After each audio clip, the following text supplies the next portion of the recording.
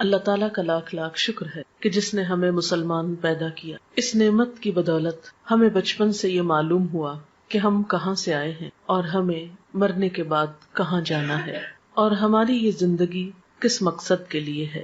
اللہ سبحانہ و تعالیٰ قرآن پاک میں فرماتے ہیں خلق الموت والحیات لیبلوکم ایکم احسن عملا، کہ اس نے موت اور زندگی کو بنایا کہ تمہیں آزما کر دیکھے تم میں اچھے کام کون کرتا ہے. ہم میں سے ہر ایک کے لیے یہ زندگی ایک امتحان ہے.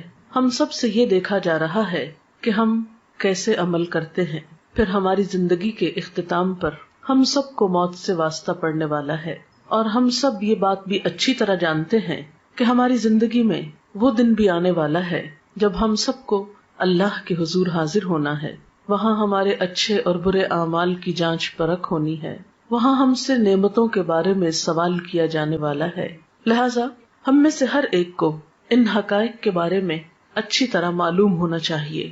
آج کی اس شام جس موضوع پر ہم گفتگو کرنے والے ہیں وہ ہے موت کے بعد کیا ہوتا ہے، اور پھر موت کے بعد کیا چیز ہمیں فائدہ دیتی ہے. تو گویا آج کی گفتگو 2 حصوں پر مشتمل ہے. ایک تو بذات خود موت اور اس کے بعد ہونے والے مرحلوں سے متعلق ہے، اور دوسری کہ مرنے کے بعد پھر وہ کون سی چیزیں ہیں جن سے ہم سب کو فائدہ پہنچ سکتا ہے. موت کے بارے میں گفتگو کرنا کوئی بہت خوشگوار بات نہیں، لیکن ہم سب جانتے ہیں کہ یہ ایک بہت بڑی حقیقت ہے جس سے کوئی بھی فرار حاصل کر نہیں سکتا. یہ ایک ایسا تلخ پیالہ ہے جو ہم میں سے ہر ایک کو پینا ہے. اس لیے عقل مند ہے وہ شخص جو آنے والے وقت سے پہلے اس کے لیے تیاری کر لے اور اچھی طرح جان لے کہ اس پر کیسی کیسی کیفیات گزرنے والی ہیں.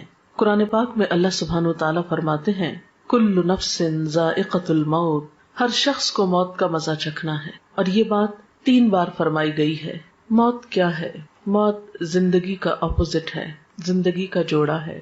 ہر چیز اپنے جوڑے کے ساتھ مکمل ہوتی ہے. اسی طرح زندگی کا تصور اس وقت تک ادھورا رہتا ہے جب تک کہ موت کا ذکر نہ ہو. انسانی تخلیق کے بارے میں اللہ سبحانہ وتعالیٰ نے فرمایا وَكُنْتُمْ أَمْوَاتًا فَأَحْيَاكُمْ ثُمَّ يُمِيتُكُمْ ثُمَّ يُحْيِيكُمْ ثُمَّ إِلَيْهِ تُرْجَعُونَ. تم مردہ تھے، پھر اس نے تم کو زندہ کیا، پھر وہ تم کو موت دے گا، پھر وہ تم کو زندہ کرے گا، پھر تم اس کی طرف لوٹائے جاؤ گے، پھر تم اسی کی طرف جمع کیے جاؤ گے. ہم کچھ نہ تھے، پھر ہم وجود میں آئے، پھر ایک وقت ہوگا کہ موت آ جائے گی اور ہماری یہ ظاہری ہستی ختم ہو جائے گی، اور پھر ایک وقت آئے گا کہ دوبارہ زندگی ملے گی اور پھر اللہ کی طرف واپسی، حساب کتاب کا وقت. گویا ہر انسان ان 4 مرحلوں سے گزرتا ہے. پہلا مرحلہ کچھ نہ تھے. اس مرحلے میں ہماری روح موجود تھی کیونکہ اللہ تعالیٰ نے تمام روحوں کو حضرت آدم علیہ السلام کی پیدائش کے بعد پیدا کر لیا تھا، لیکن دنیا میں آنے تک وہ سب ایک انتظار گاہ میں ہوتی ہیں. اس میں روح ایک الگ وجود رکھتی ہے مگر جسم نہیں ہوتا. یہ کیفیت بھی موت سے ملتی جلتی ہے جب روح تنہا ہوتی ہے. پھر زندگی جب ملتی ہے تو روح کو جسم مل جاتا ہے. پھر جب موت آتی ہے تو روح جسم سے جدا کر دی جاتی ہے. پھر جب دوبارہ زندگی ملے گی تو جسم اور روح پھر آپس میں مل جائیں گے. تو گویا دوسرے لفظوں میں موت نام ہے جسم اور روح کی جدائی کا، اور زندگی نام ہے دونوں کے ملاپ کا.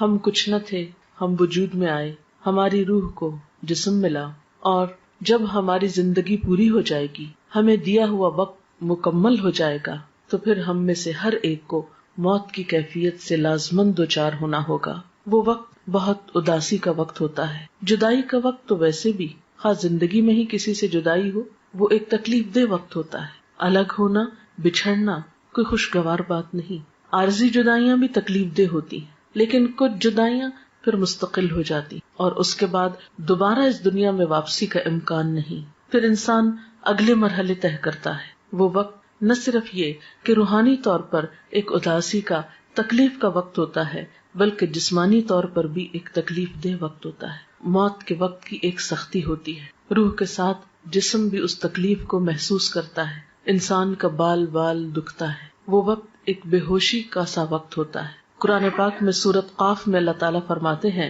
وَجَاءَتْ سَكْرَةُ الْمَوْتِ بِالْحَقِّ، اور موت کی بے ہوشی یا موت کی سختی حق لے کر آ پہنچی. یعنی موت کے وقت ایک بے ہوشی کی سی کیفیت اور ایک تکلیف کی سی کیفیت ہوتی ہے. اسی لیے حضور صلی اللہ علیہ وسلم نے ایک دعا سکھائی، اللہم اعنی علی سکرات الموت وغمرات الموت. اے اللہ تو میری مدد فرما موت کی بے ہوشیوں پر اور موت کے وقت جو تکلیف ہے اس پر. اللہ سبحانہ وتعالی یہ بھی فرماتے ہیں، کلا اذا بلغت التراقی وقیل من راق وظن انہ الفراق والتفت الساق بالساق الی ربک یومئذ المساق. سورۃ القیامہ کی ان آیات میں بتایا گیا کہ جب جان حلق تک پہنچ جاتی ہے تو کہا جاتا ہے کہ ہے کوئی جھاڑ پھونک کرنے والا. آدمی یہ سمجھتا ہے کہ اب دنیا سے جدائی کا وقت آ گیا. اس وقت پنڈلی کے ساتھ پنڈلی مل جاتی ہے، یعنی انسان کی انتہائی بے بسی کی کیفیت ہوتی ہے. نہ کوئی علاج کام آتا ہے، نہ کوئی دم درود کام آتا ہے، اور انسان اپنی روح کو خیر بات کہہ دیتا ہے. حضرت جابر رضی اللہ تعالی عنہ کہتے ہیں، رسول اللہ صلی اللہ علیہ وسلم نے فرمایا، موت کی تمنا نہ کرو، لا تمنوا الموت. جان کنی کی تکلیف بڑی شدید ہے، اور یہ نیک بختی کی علامت ہے کہ اللہ کسی بندے کی عمر لمبی کر دے اور اسے توبہ کی توفیق عطا فرما دے. موت کے بعد جسم ہوتے وہ قبر میں ہوتی ہے، اور روح جو ہوتی علیین سجین میں ہوتی ہے. نیک لوگوں کی روح علیین میں ہوتی ہے جو بلند جگہ ہے، اور بدترین لوگوں کی روح سجین میں ہوتی ہے جو قید خانہ ہے، اور وہاں ان کے ساتھ جو بھی معاملہ ہوتا ہے جزا یا سزا کا. لیکن قبر کے اندر یا جسم جہاں پر بھی ہو ایک لنک اس کا برابر رہتا ہے جس سے جسم بھی تکلیف محسوس کرتا رہتا ہے، خواہ وہ ایک گھڑے کے اندر ہو یا پھیلا ہوا ہو. بالکل ایسے ہی ہے جیسے کروڑوں میل دور سورج ہونے کے باوجود اس کی کرن ہمارے جسم پہ پہنچتی ہے تو ایک کنیکشن ہو جاتا ہے، اور ایک جیسے شعاع آپ کی آنکھ میں اگر ریفلیکٹ ہو کے بھی آتی ہے تو ایک پیئرسنگ افیکٹ ہوتا ہے اس کا. تو اسی طرح قبر میں مردے کو جو عذاب ہوتا ہے یہ قرآن و حدیث سے ثابت ہے. لیکن شہداء کی روحیں جو ہیں وہ جنت میں ہوتی ہیں، ان کو رزق دیا جاتا ہے اور ان کے ساتھ اچھا معاملہ ہوتا ہے. آپ نے فرمایا شہیدوں کی روحیں سبز پرندوں کی شکل میں قندیلوں میں رہتی ہیں جو عرش الہی کے نیچے لٹکی ہوئی ہیں. جب چاہتی ہیں جنت میں سیر کے لیے چلی جاتی ہیں، اور جب چاہتی ہیں واپس آ کے انہیں قندیلوں میں بیٹھ جاتی. یہ مسلم کی روایت ہے. حضرت عبداللہ بن عباس کہتے ہیں کہ آپ صلی اللہ علیہ وسلم نے فرمایا، شہداء جنت کے دروازے پر بہنے والی خوبصورت نہر کے سبز گنبدوں میں ہیں جہاں انہیں صبح شام ان کا رزق دیا جاتا ہے. اس کے بعد یہ کہ قیامت کا دن آتا ہے اور انسان کا حساب کتاب شروع ہوتا ہے. میں اس کی تفصیلات میں نہیں جاؤں گی. میں اپنے لیکچر کا دوسرا اہم ترین حصہ کہ مردے کے لیے پھر ہمیں کیا کرنا چاہیے وہ تو پہنچ گیا جہاں اس کو پہنچنا تھا.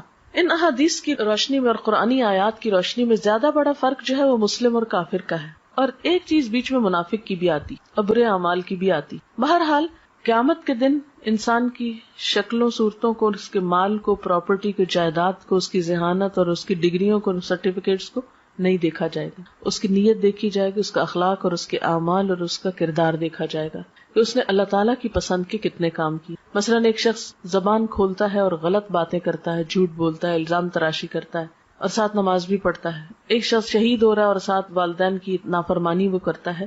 تو کچھ مسلمان ایسے ہوں گے کہ جن کے ملے جلے عمل ہوں گے. اب یہ اللہ تعالیٰ پر ڈپینڈ کرتا ہے کہ وہ کس کے ساتھ کیا معاملہ کرے. دیکھیں نا، آپ انسانوں میں کچھ انسان ہوتے ہیں جو آپ کے دوست ہوتے ہیں، آپ کو معلوم ہے کیسے معاملہ کریں. کچھ دشمن ہوتے ہیں، آپ کو پتا ہے. کچھ بیچ کے لوگ ہوتے ہیں، پھر وہ اللہ کی مرضی جس کیٹیگری میں ان کو رکھے. لیکن بہرحال نبی صلی اللہ علیہ وسلم نے جب صحابہ کرام کے سامنے ان سب باتوں کا ذکر کیا تو صحابہ کرام ایک موقع پر اتنا روئے کہ سب نے اپنے منہ پہ کپڑے ڈال لیے اور سسکیاں لے لے کر روئے. ان سب نے یہ محسوس کیا گویا یہ ساری باتیں ہمارے ہی بارے میں کی گئی ہیں. لیکن جب ہمیں اس طرح کی کوئی بات سنائی جائے تو ہم کہتے ہیں نہیں یہ تو کافر کی بات ہے، منافق کی بات ہے، ہم تو کلمہ پڑھتے ہیں اس لیے ہم پہ کوئی اثر نہیں. لیکن ٹھیک ہے ہم کلمہ پڑھتے ہیں، لیکن یہ بھی دیکھنا چاہیے کہ کلمے کی تصدیق کتنی کرتے ہیں، اس کو سچا کتنا مانتے ہیں، اور اللہ تعالیٰ کو بڑا کتنا مانتے ہیں، اس کی اطاعت کتنی کرتے ہیں. یہ بات بھی ہم سب کو سوچنے کی ہے. بات یہ ہے کہ عمل سے ہی انسان کی زندگی بنتی ہے اور اللہ تعالیٰ بھی انسان کے عمل کو دیکھتا ہے. اس لیے ہم سب کو یہ دیکھنا چاہیے کہ ہم نے اپنی آخرت کے لیے کیا تیار کر رکھا ہے. جیسے کہ قرآن پاک میں آتا ہے وَلْتَنْظُرْ نَفْسٌ مَا قَدَّمَتْ لِغَدٍ، چاہیے کہ ہر شخص دیکھے اس نے اپنے کل کے لیے کیا تیاری کی ہے. سورۃ یاسین میں بھی اللہ سبحانہ وتعالیٰ فرماتے ہیں اِنَّا نَحْنُ نُحْيِي الْمَوْتَى وَنَكْتُبُ مَا قَدَّمُوا وَآثَارَهُمْ وَكُلَّ شَيْءٍ أَحْصَيْنَاهُ فِي إِمَامٍ مُبِينٍ، کہ یقیناً ہم مردوں کو زندہ کریں گے اور ہم لکھ رہے ہیں جو کچھ وہ آگے بھیجتے ہیں اور جو اپنے آثار چھوڑ رہے ہیں، اور ہر چیز کو ہم نے ایک کھلی کتاب میں لکھ رکھا ہے. تو گویا ہر انسان کا نامہ اعمال دو چیزوں پر مشتمل ہے، ایک وہ جو اپنی زندگی میں کام کرتا ہے اچھے یا برے، دوسرے وہ جو اس کے بعد اس کے نام پر یا اس کو دیکھ کر لوگ کرتے ہیں. مثلاً اس کے جتنے بھی آثار ہیں، آثار سے مراد نشانیاں ہوتی ہیں، اثر کی جمع ہے. بچے اس کی نشانیاں ہیں، یا اس کا علم اس کی ایک نشانی یا علامت ہے، یا اور اس کے کچھ اچھے اعمال. ایسے اعمال کا اس کو بعد میں بھی بونس ملتا رہتا ہے، اجر ملتا رہتا ہے، لیکن نئے عمل کرنے کا وقت ختم ہو جاتا ہے. اس لیے ہم دیکھتے ہیں کہ نبی صلی اللہ علیہ وسلم نے فرمایا مرنے کے بعد انسان کے اعمال کا سلسلہ منقطع ہو جاتا ہے سوائے تین چیزوں کے جن کا ثواب میت کو پہنچتا رہتا ہے.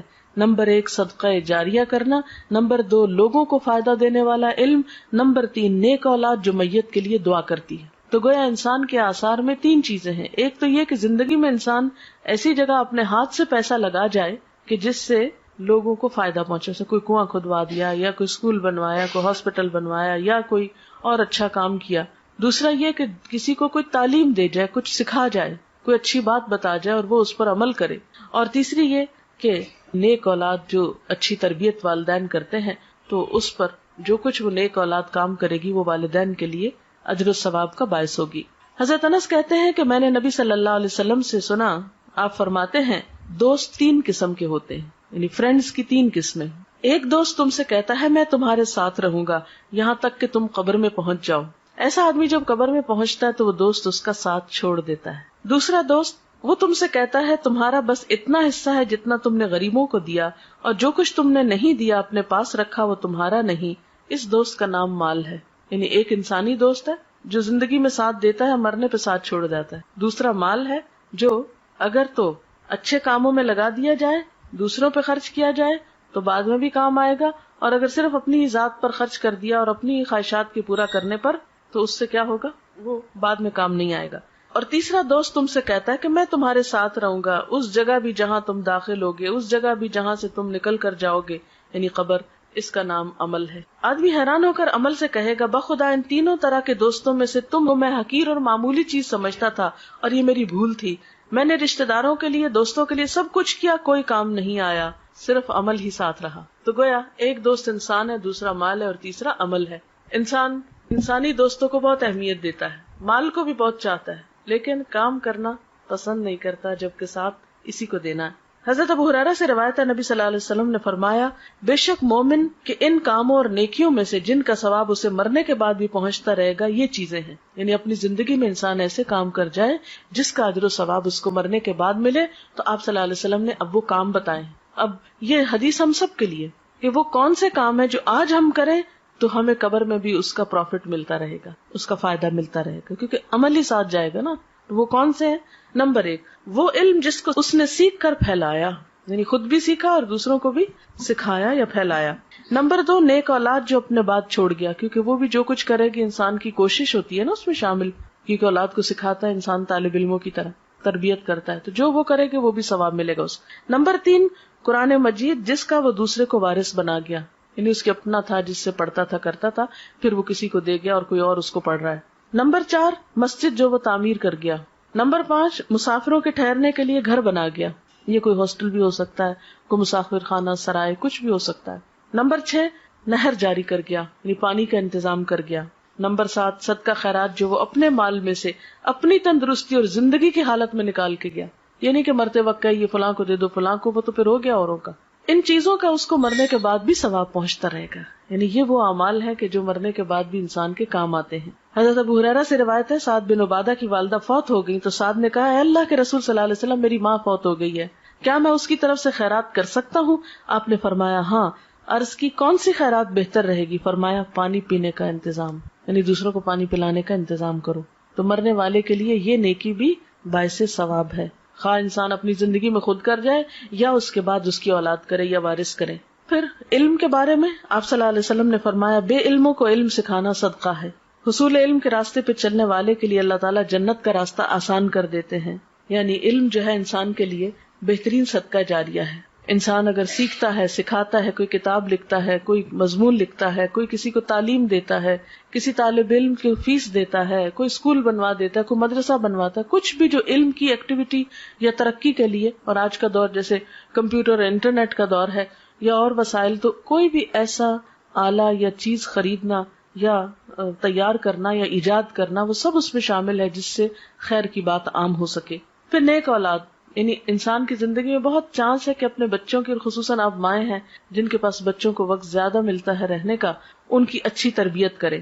آپ نے فرمایا سب سے پاکیزہ کھانا جو تم کھاتے ہو اپنے ہاتھ کی کمائی سے ہے، اور تمہاری اولاد بھی تمہاری کمائی میں شامل ہے. یعنی گویا اولاد کو قرآن و سنت کا علم دینا، اچھی تمیز، اخلاق، ادب سکھانا جو ہے اجر و ثواب کا باعث ہے. ایک اور چیز جو میت کو فائدہ دیتی ہے وہ دعا ہے. ایک مسلمان جب اپنے بھائی کی عدم موجودگی میں دعا کرتا ہے تو وہ قبول ہوتی ہے، اور اس آدمی کے پاس ایک نگران فرشتہ ہوتا ہے جو کہتا ہے کہ جو دعا تم اپنے بھائی کے لیے کر رہے ہو وہی تم کو بھی ملے. پھر اسی طرح ایک حدیث میں آتا ہے کہ قبر میں میت کی مثال ڈوبنے والے اور فریاد کرنے والے کی طرح ہوتی ہے، جو اپنے ماں باپ یا بہن بھائی یا کسی دوست کی دعا کا منتظر رہتا ہے، اور جب وہ اسے پہنچتی ہے تو دنیا کی ہر چیز سے زیادہ پیاری اس کو وہ دعا ہوتی ہے جو دوستوں کی طرف سے اس کو ملتی ہے یا اولاد کی طرف سے. آپ صلی اللہ علیہ وسلم نے فرمایا بے شک اللہ تعالیٰ اہل دنیا کی دعا سے اہل قبور کو پہاڑوں کے برابر اجر عطا کرتا ہے. یعنی ہماری دعائیں مردوں کے حق میں کیسے ثابت ہوتی ہیں؟ جیسے پہاڑ جتنا تحفہ، جو معمولی چیز نہیں ہے کسی مرنے والے کے لیے دعا کرنا. مردوں کے لیے زندوں کی طرف سے بہترین تحفہ ان کے لیے استغفار کرنا، یعنی ان کی بخشش کی دعا کرنا. اور وہ دعا کیا ہے؟ اللہم اغفر لہ وارحمہ وعافہ واعف عنہ واکرم نزلہ ووسع مدخلہ واغسلہ بالماء والثلج والبرد ونقہ من الخطایا کما ينقى الثوب الابيض من الدنس اللهم ابدله دارا خيرا من داره واهلا خيرا من اهله وزوجا خيرا من زوجه اللهم ادخله الجنة واعذه من عذاب القبر ومن عذاب النار. تو یہ مسنون دعا ہے جو آپ صلی اللہ علیہ وسلم مردے کے لیے پڑھتے تھے. ہم سب کو بھی اپنے والدین کے لیے اور دیگر رشتہ داروں کے لیے یا دوستوں کے لیے جو دنیا سے چلے جائیں یہی دعا کرنی چاہیے. ہم سب کے پاس جو وقت ہے، صحت ہے، جوانی ہے، یہ ساری نعمتیں ایسی ہیں کہ جن کے بارے میں ہم سے سوال کیا جائے گا، حساب ہوگا.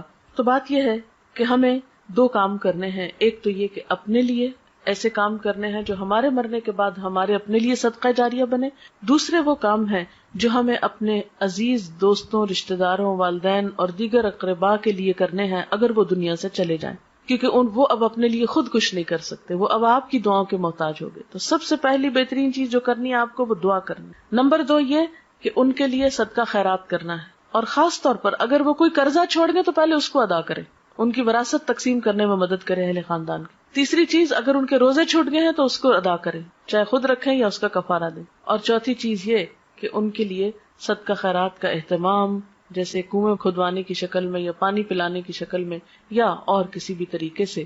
تو دعا، قرضوں کی ادائیگی، علم کا پھیلانا، یہ تمام چیزیں جو ہیں یہ میت کو فائدہ دیتی ہیں. وآخر دعوانا ان الحمدللہ رب العالمین. اب اگر آپ کے پاس کوئی سوال ہے تو آپ وہ کر سکتے ہیں. میں نے اسی لیے ذرا سا پہلے چھوڑا ہے کہ دعا کا بھی وقت مل جائے، اور اگر کوئی بات آپ کے ذہن میں ہو جو اس لیکچر سے واضح نہیں ہوئی تو اس سے آپ کو فائدہ ہو جائے.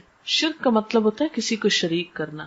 اللہ تعالیٰ کی ذات میں، اس کی صفات میں، اس کے حقوق میں، اختیارات میں کسی اور کو شریک سمجھنا شرک ہوتا ہے. ذات میں شرک کیا ہے؟ جیسے اللہ تعالیٰ کو الہ ماننے کے علاوہ پتھروں کے بت یا فرشتوں یا نیک انسانوں کو بھی پوجنا، یعنی خواہ وہ کوئی قبر ہو یا پتھر کا کھڑا بت ہو یا کوئی فرشتہ ہو یا پھر مورت ہو یا کوئی بھی چیز. صفات میں شرک یہ ہوتا ہے کہ جو قوت اللہ کے پاس ہے وہ اوروں کے پاس بھی. مثلا وہ رزق دیتا ہے تو ہم یہ آس لگا لیں کوئی اور بھی دیتا ہے. اگر وہ دعائیں سنتا ہے تو ہم سمجھے کوئی اور بھی ہماری پکار سننے والا ہے. اگر وہ رزق اور اولاد دیتا ہے تو ہم سمجھے کسی انسان کے ہاتھ میں بھی ہے، نعوذ باللہ. ایسا یہ صفات میں شرک ہوتا ہے. کسی کو قسمتوں کا بنانے بگاڑنے والا ماننا نہیں، یہ سب صرف اللہ ہی کرتا ہے. ان یمسسک اللہ بضر فلا کاشف لہ الا، اگر تم کو کوئی نقصان پہنچے تو اس کو دور کرنے والا کوئی نہیں سوائے اللہ کے. اگر یہ سمجھنا کہ ہمارا غم اور مشکل کشائی کوئی اور کر دے گا، یہ شرک. اسی طرح حقوق کے، جیسے عبادت اللہ کی ہونی چاہیے، اگر آپ غیر اللہ کی شروع کر دیں، نماز، روزہ، سجدہ وغیرہ، تو یہ شرک.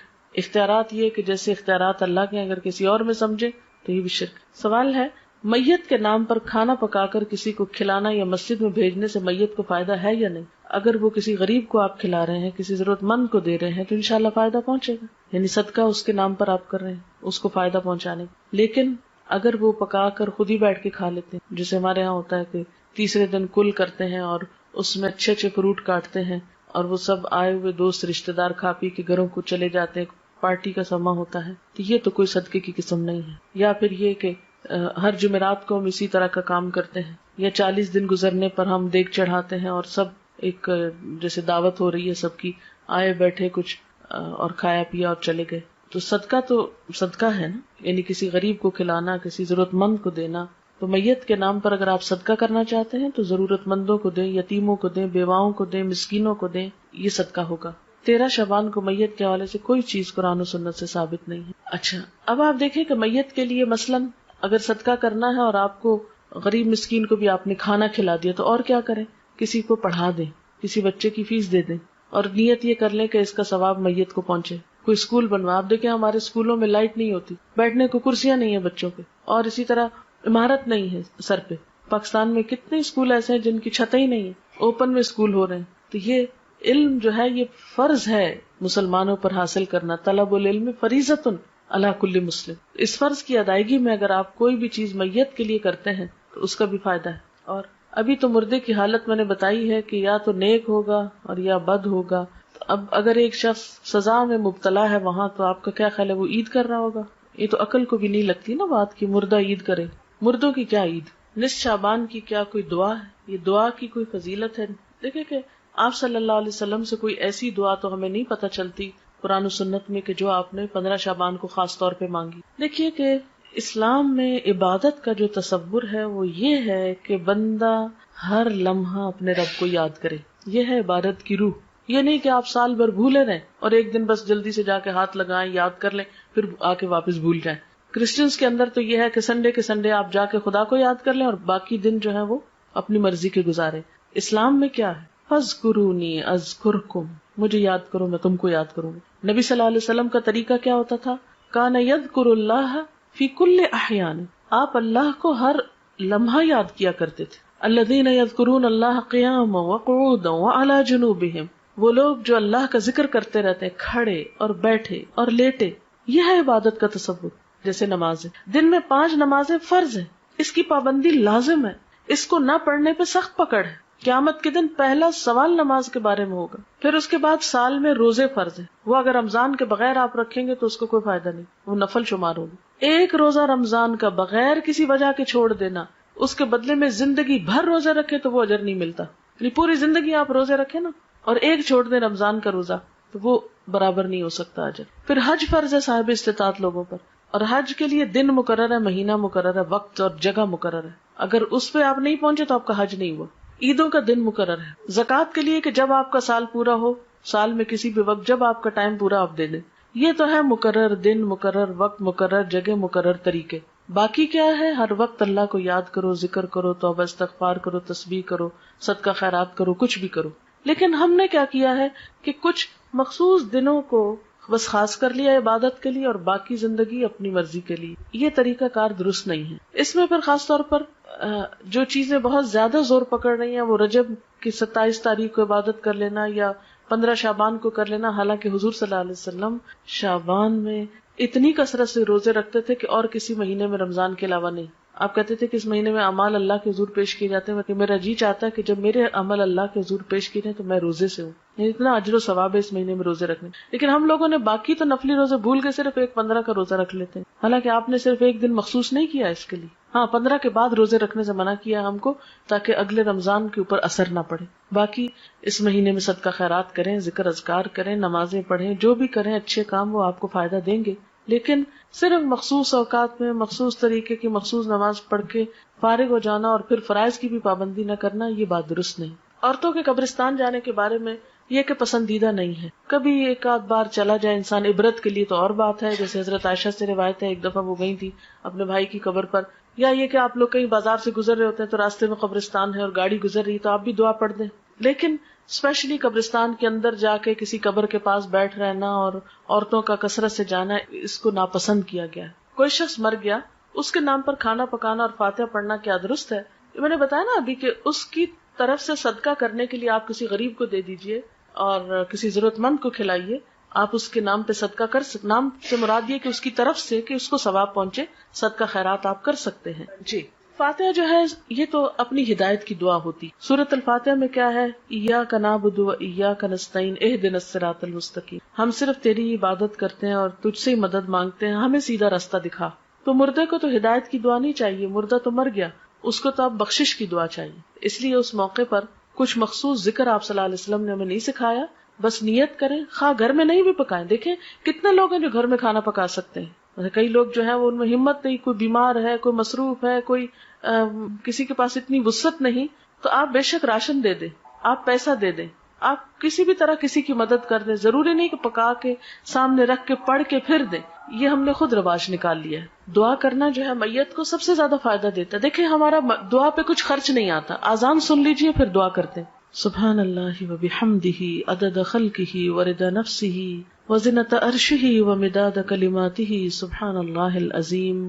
اللہم صلی علی محمد وعلی آل محمد کما صلیت علی ابراہیم وعلی آل ابراہیم انک حمید مجید. اللہم بارک علی محمد وعلی آل محمد کما بارکت علی ابراہیم وعلی آل ابراہیم انک حمید مجید. ربنا آتنا فی الدنیا حسنۃ وفی الآخرۃ حسنۃ وقنا عذاب النار. ربنا لا تزغ قلوبنا بعد اذ ہدیتنا وہب لنا من لدنک رحمہ انک انت الوہاب. ربنا ہب لنا من ازواجنا وذریاتنا قرۃ اعین واجعلنا للمتقین اماما. ربنا لا تؤاخذنا ان نسینا او اخطأنا. ربنا ولا تحمل علينا إصرا كما حملته على الذين من قبلنا. ربنا ولا تحملنا ما لا طاقة لنا به واعف عنا واغفر لنا وارحمنا أنت مولانا فانصرنا على القوم الكافرين. یا اللہ پاک جو کچھ ہم نے پڑھا ہے سنا ہے اپنی رحمت سے اسے قبول فرما. یا اللہ جو باتیں آپ کی مرضی کے مطابق ہوئی ہیں، آپ کو پسند آئی ہیں، ہم سب کو اس پر عمل کی توفیق عطا فرما. اگر کوئی بات بھولے سے زبان سے ایسی نکلی ہے جو آپ کو پسند نہیں آئی تو ہم سب کو اس سے دور کر دے. یا اللہ تو ہمارے گناہوں کو معاف کر دے، ہمیں ہدایت عطا فرما، ہمیں ان کاموں کی توفیق دے جن سے تو راضی ہو جائے. اللہ ہمیں اپنی محبت عطا کر دے، اپنے حبیب محمد صلی اللہ علیہ وسلم کی محبت عطا کر دے، نیک بندوں کی محبت عطا کر دے. یا رب العالمین تو ہمارے گناہوں کو معاف کر دے، ہماری کوتاہیوں سے اور سستی سے درگزر فرما. یا اللہ تو ہمیں اس زندگی میں ان کاموں کی توفیق دے جن سے تو راضی ہو جائے. اللہ ہمارے والدین پر اپنی رحمت فرما. یا رب العالمین ریحانہ اور رخسانہ کی والدہ پر اپنی رحمت فرما، ان کے درجات بلند فرما، ان کو اپنی عافیت میں رکھ، ان کو جنت الفردوس کے اعلیٰ مقام میں جگہ عطا فرما، انہیں آخرت کی بہترین بھلائیاں نصیب فرما، ان کی اولاد کو ان کے لیے صدقہ جاریہ بنا، انہیں بہترین نیک اعمال کی توفیق دے جو ان کی والدہ کے لیے بہترین اجر کا سبب ہوں. یا رب العالمین ہم سب بھی اس رستے کے مسافر ہیں، ہمیں بھی ان کاموں کی توفیق دے جو ہمیں وہاں کام آنے والے ہیں. ہماری موت کی سختی کو ہم پہ آسان کر دینا، نیک فرشتوں سے ہمارا واسطہ ہو. یا اللہ ہمیں قبر کے عذاب سے بچانا. یا اللہ تو ہمارا خاتمہ ایمان پر فرمانا، آخری وقت کلمہ نصیب فرمانا. یا اللہ ہماری اولادوں کو ہماری آنکھوں کی ٹھنڈک بنا، انہیں دنیا اور آخرت میں کامیابی دے. یا اللہ ہمیں نیکی کے کاموں کی توفیق دے، برائیوں سے بچنے کی توفیق عطا کر دے. اپنی ذات پر ہمیں مکمل ایمان اور بھروسہ عطا کر دے. جتنی بہنیں یہاں آئی ہیں سب کا آنا قبول کر، اس گھر پر اپنی خیر و برکت نازل فرما، سب کے دکھ تکلیفیں پریشانیاں دور فرما، ہم سب کو اپنی رحمت سے ڈھانپ لے، ہم سے درگزر فرما. تو ہی ہمارا مولا ہے، ہم سب پر اپنی رحمت فرما. ربنا تقبل منا انک انت السمیع العلیم وتب علینا انک انت التواب الرحیم. وصلی اللہ تعالی علی خیر خلقہ محمد وعلی آلہ واصحابہ واہل بیتہ اجمعین برحمتک یا ارحم الراحمین. الہی آمین.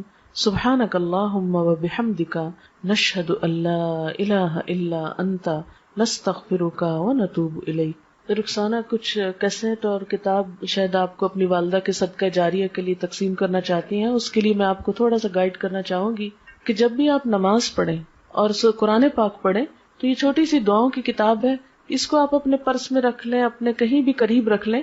تو ویسے تو اتنی دعائیں زبانی یاد نہیں ہوتی، بھول بھی جاتے ہیں ہم، ترتیب یاد نہیں ہوتی، تو آپ کیا کر سکتے ہیں کہ قرآن پاک کے بعد دعا قبول ہوتی ہے، اس وقت آپ وہ کتاب کھولیں، 5 دعائیں، 10 دعائیں، 20 جتنی آپ میں توفیق ہو ان کو پڑھ لیں، نشانی رکھ لیں، پھر اگلی نماز کے بعد پھر اگلی 5-10 پڑھ لیں، پھر اگلی نماز کے بعد اس طرح کر لیں، یا اگلی تلاوت کے بعد، کیونکہ میرا خود اپنا طریقہ یہی ہے کہ میں جب بھی نماز یا قرآن پڑھتی ہوں تو پھر ان دعاؤں کو آگے آگے چلاتی جاتی ہوں۔ اس طرح الحمدللہ قرآن کی دعائیں اور نبی صلی اللہ علیہ وسلم کی جو مسنون دعائیں ہیں جس میں دنیا آخرت کی ہر بھلائی کا ذکر ہے، ہمارا اپنا دماغ اتنا کام نہیں کرتا، تو وہ آپ پڑھتے جائیں۔ اس کا ایک تو فائدہ آپ کو خود ہوگا، دوسرا یہ کہ جن کے صدقہ جاریہ کے لیے یہ دیا جا رہا ہے ان کو بھی ثواب پہنچے گا۔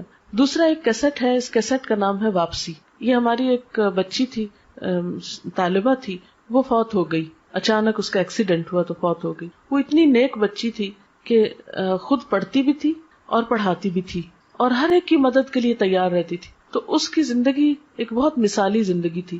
اور اس کے علاوہ تعزیت کے کچھ آداب اور واپسی کا جو سفر ہے دنیا سے، اس پہ کچھ باتیں اس کیسٹ میں موجود ہیں، آپ خود بھی سنیں، اوروں کو بھی سنائیں، تو اس سے بھی انشاءاللہ ان کی والدہ کے لیے بھی اور خود اس بچی کے لیے جو فوت ہوئی ہے ایک صدقہ جاریہ ہوگا۔ اگر ہم دوسروں کے لیے بھلائی سوچیں گے، ہم دوسروں کے لیے خیر سوچیں گے، تو انشاءاللہ اللہ تعالی ہمارے لیے بھی کوئی خیر کا راستہ نکال دے گا۔ السلام علیکم ورحمۃ اللہ وبرکاتہ۔